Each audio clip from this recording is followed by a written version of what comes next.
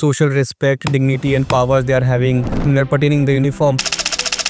तो वो तो मोटिवेशन हमेशा था कि हाँ डिफेंस में जाना है, मुझे भी यही करना है, यही बनना है मुझे भी। हाँ, आप फिजिकली कितने पावरफुल हो जाओ पर मेंटली पावरफुल नहीं होगे, आप बीच में स्टॉप कर दोगे। प्रिंस के अंदर हमको सुबह से शाम तक घिसते थे, रगड़ा लगता था, तो मेंटल स्टैमिना हमारा काफ़ी डेवलप हुआ फिर वहाँ पर। फ्रॉम डे 1 टू डे जितना भी हम जब तक मैं रहा तब तक सारा डे हमारा फिक्स था, कभी भी ऐसा नहीं हुआ कि रूटीन चेंज हुआ हो हमारा। तो मेंटल स्टैमिना वहाँ से मेरा काफ़ी डेवलप हुआ। पूरा फिजिकल चेक कर रहे हैं, साइक की बात करें तो पूरा मेंटली चेक हो रहा है। तो होलिस्टिक जब तक आपका डेवलपमेंट नहीं होगा आप एसएसबी क्लियर कर ही नहीं सकते।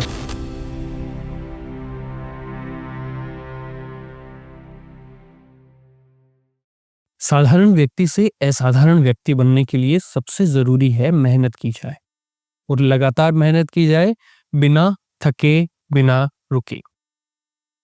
जब आप ये सब करते हैं तब आप निश्चित रूप से साधारण से असाधारण व्यक्ति बनते हैं। इसके बहुत से उदाहरण हैं और एक उदाहरण मेरे साथ में है। यश भार्गव मेरे साथ में इस समय मौजूद हैं, NDA SSB recommended cadet from Prince ND academy, Prince Sainik school. मेरे साथ में इनके पिताजी हैं श्री रमेश कुमार भार्गव और मेरे साथ में इनके ताऊजी है बनवारी लाल जी भार्गव। आप सबका बहुत बहुत स्वागत है और बहुत बहुत आपको बधाई हो, बच्चा आपका रिकमेंड हुआ है।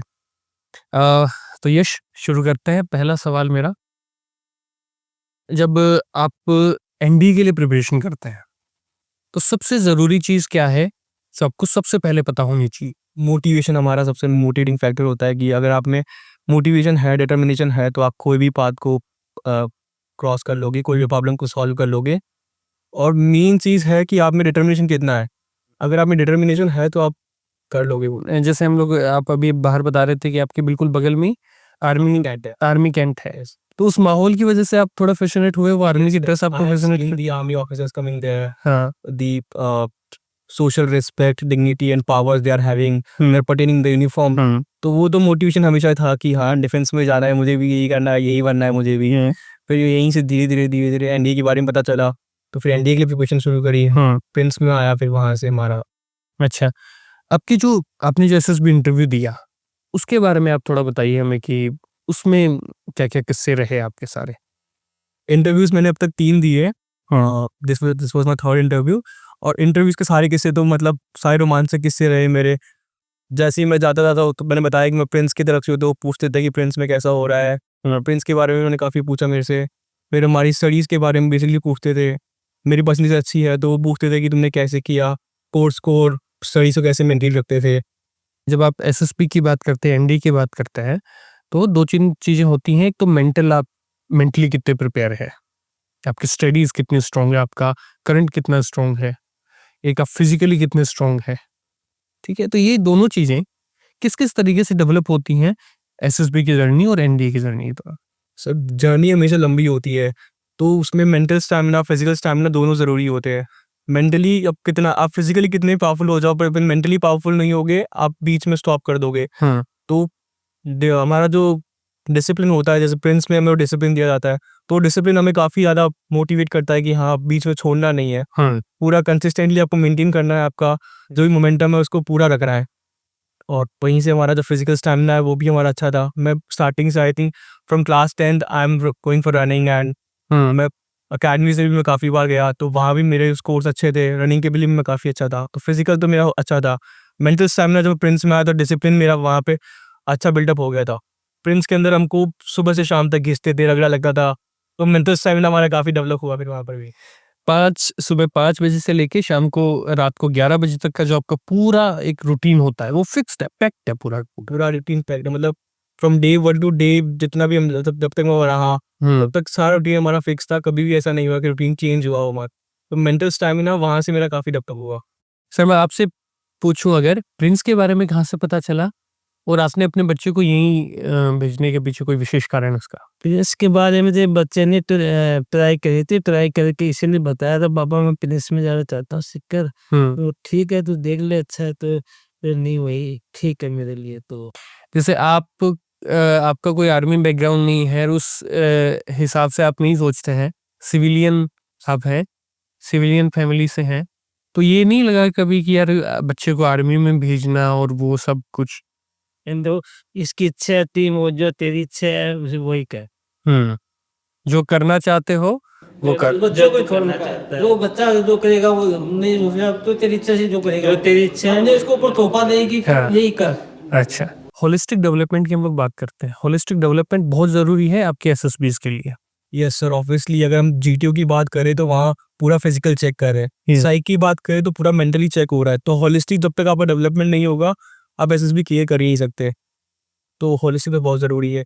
फिर जैसे हमारा फिजिकल स्टैमिना की बात करें तो प्रिंस के अंदर हम आए थे तो रनिंग वगैरह हमारा फिजिकल स्टैमिना सब कुछ अच्छा कर रहे थे।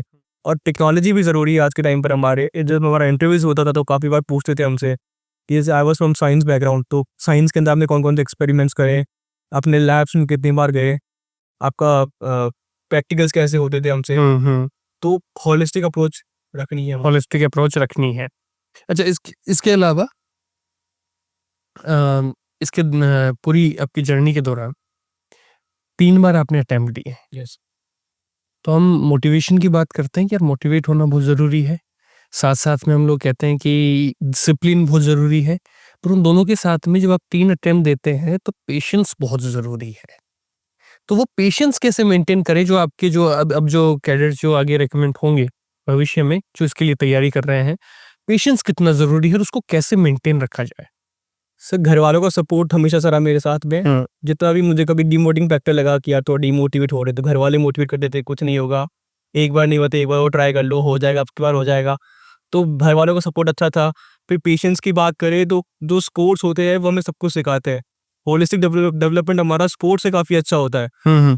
तो पेशेंस लेवल भी वहाँ से काफ़ी अच्छा आता है। जैसे हम कोई स्पोर्ट्स खेलते हैं तो कभी हम गिर जाते हैं, कभी हम हार जाते हैं, पर वो वापस उठने के लिए बोलता है कि नहीं चलो एक बार और खेल के देखते हैं, जीत जाएंगे। तो पेशेंस लेवल वहाँ से काफ़ी बढ़ा मेरा। चलिए, आप जो कैडेट्स प्रिपरेशन कर रहे हैं एसएसबी के लिए, उनको आप क्या बताना चाहेंगे? जो भी कुछ आप बताना चाहें, उनको क्या सलाह देना चाहेंगे?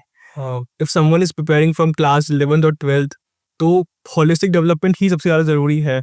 आपको अपने एजुकेशन के साथ में स्पोर्ट्स पे भी उतना ही ध्यान देना है जितना आप बाकी चीज़ों में ध्यान दे रहे हो, क्योंकि जब एसएसबी इंटरव्यू होगा तब आपको हर चीज़ पूछी जाएगी आपकी पढ़ाई के अलावा।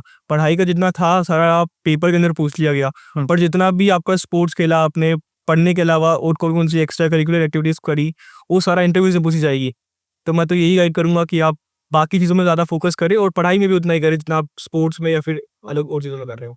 बिल्कुल, निश्चित रूप से यश ने 3 अटेम्प्ट दिए और पेशेंस रखा, मोटिवेटेड रहे, लगातार डिसिप्लिन से अपना काम करते रहे। हरिवंश राय बच्चन जी की कविताएँ की कुछ पंक्तियाँ मुझे याद आती हैं कि असफलता एक चुनौती है, इसे स्वीकार करो, क्या कमी रह गई देखो और सुधार करो, जब तक ना सफल हो नींद चैन को त्यागो तुम, संघर्ष का मैदान छोड़कर मत भागो तुम, कुछ किए बिना ही जय जयकार नहीं होती और कोशिश करने वालों की कभी हार नहीं होती। और उसका उदाहरण यश भार्गव हमारे साथ में मौजूद है। आप सबको बहुत बहुत बधाई, बहुत बहुत शुभकामनाएं आपके भविष्य के लिए। Thank you so much. जय हिंद।